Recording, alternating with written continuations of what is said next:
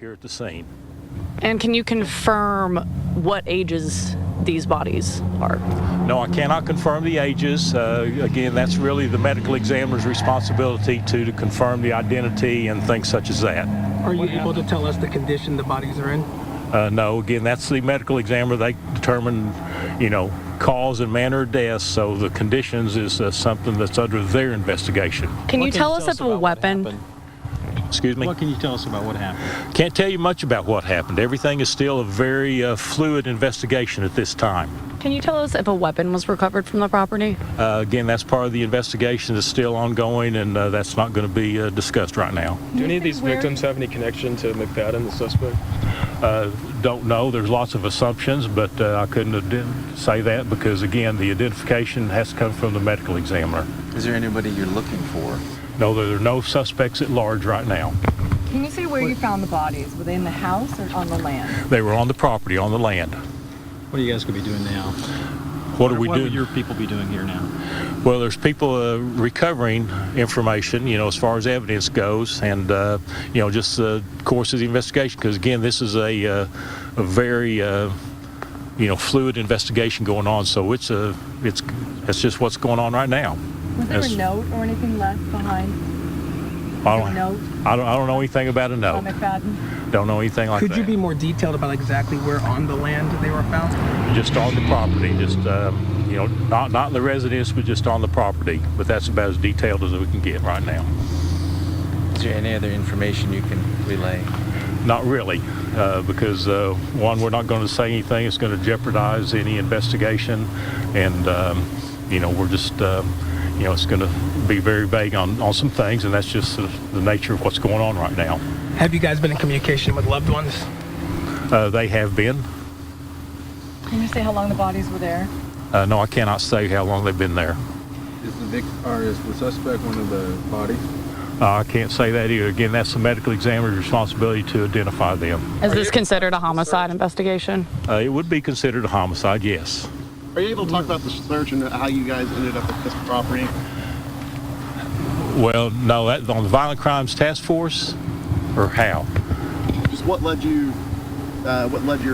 task force to get here to this property to find our victims? I don't know. I'd have to get that information. I have to get back with you on that. What led them to believe that? Is this being investigated as a murder-suicide? I can't comment on that. I don't know. There's 7 individuals who are deceased, and again, the manner and cause of death is up to the medical examiner to decide that. Can you kind of recap what these 2 teenagers were doing over the weekend and kind of just their activities and how they ended up with McFadden? No, I can't comment on that. The source of that information would be whoever the agency that submitted the information on the Amber report that went out by the Highway Patrol. They're the ones who have to vet out, missing kids and stuff and decide, do they meet the criteria. So that would really be a question for that agency. What's OSBI's role in this? The OSBI's role is simply to assist in the investigation. We have agents out here that do interviews, and also we have agents here that do crime scene investigations. So that's the 2 major roles that the OSBI conducts. And who would be interviewed in a situation like this? No, we don't comment on who we're interviewing. Can you just speak to the nature of this case and this possible crime? I mean, this is a very heavy situation. Well, as far as the nature of the case, there's 7 individuals who died here on this property, and that's the nature of the case, to investigate, what happened and, try to identify any perpetrator and just do that. I mean, that's with any investigation such as this. How would you describe your feelings right now, or even OSBI's, with how grave this all is? Well, anytime someone loses their life, that's a serious situation. So that's about the best way to describe anybody's role in anything, is to say that it's something where somebody has lost a life. Has McFadden had any criminal history, or has OSBI been aware of him before? I couldn't comment on that. I don't know. Will you be investigating if there was anything leading up to this, if there were any warning signs with McFadden? Well, no, as far as warning signs, don't know about that. We'll just they'll be looking into every aspect of the investigation that's pertinent to the crime and everything. But as far as the tactics or strategy, couldn't comment on that. Do we know when more details will be released about the victims? Well, again, the biggest thing on the victims is, I think what you guys are interested in are the identities, ages, things like that. So really that information truly comes from the medical examiner. Okay. Well, Will he be speaking to us at any point? I have no idea. You'd have to contact the medical examiner on that one. it's just a little unusual to have this many deceased. And we know McFadden and the 2 teens, but we don't know who the others are in relation to them, Okay. Well, as far as the relation, I mean, there's a relationship somehow, but as far as discussing who is what relation, that's not going to be discussed right this moment. Will you be coming forward with any more information about the condition in which these bodies were found? Well, again, you talk about the condition of the bodies. That's really the medical examiner and their investigation of the individuals. A minute ago, you used the word perpetrator, but just to be clear, there's no one else being looked for at this point. There's nothing outside this land right here that's you're not looking for someone.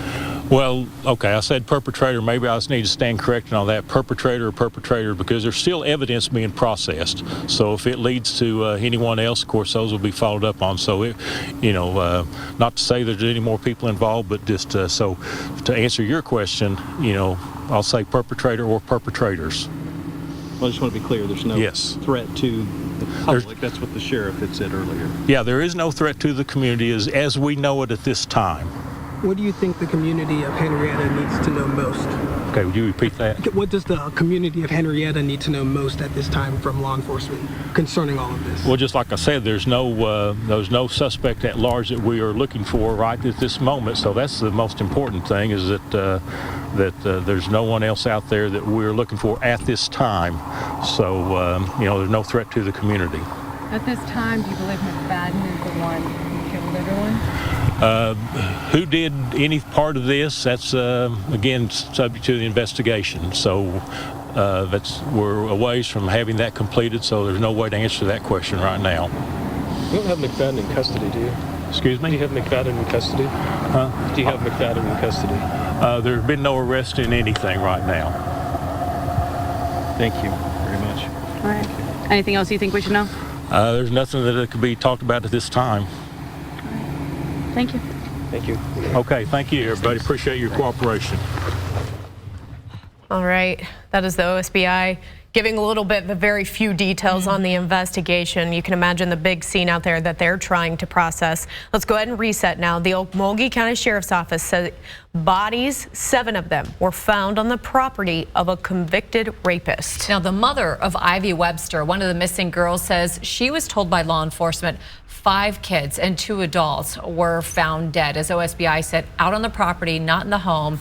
And 2 of the bodies include her 14-year-old daughter, Ivy, as well as 16-year-old Brittany Brewer. That's according to Ivy's mom. Yes, this is video from that scene. Webster's mom tells Fox 23 the girls were at the home, again, of convicted rapist Jesse McFadden, having a sleepover with the kids who lived there. McFadden's wife was there, too. We've learned Henryetta High School is holding a vigil for families affected by this tragedy. They want the entire community to come together. That's at 7 o'clock tonight at the high school gym.